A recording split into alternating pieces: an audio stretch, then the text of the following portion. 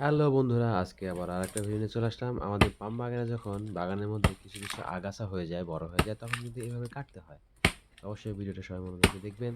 আর পাম বাগানের গাছগুলো অনেক হার্ড কাজ হয়ে থাকে, আর এগুলো সাফ না করলে পাম গাছ কিন্তু বড় হবে না। এখন আমাদের তাজমিন ভুঁইয়া ভাই কিন্তু গাছটা কাটতেছে, আমরা একটু দেখি। পাশাপাশি অনেকেই আছেন আরও ভিতরে কাজ করতেছেন। আলহামদুলিল্লাহ, আমি প্রতিনিয়ত পাম বাগানে ভিডিও দিয়ে থাকি।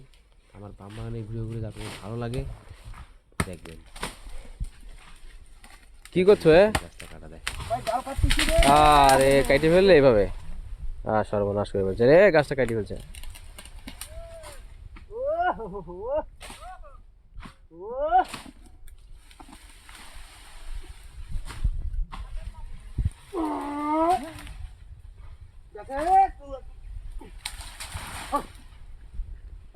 Good good good good good.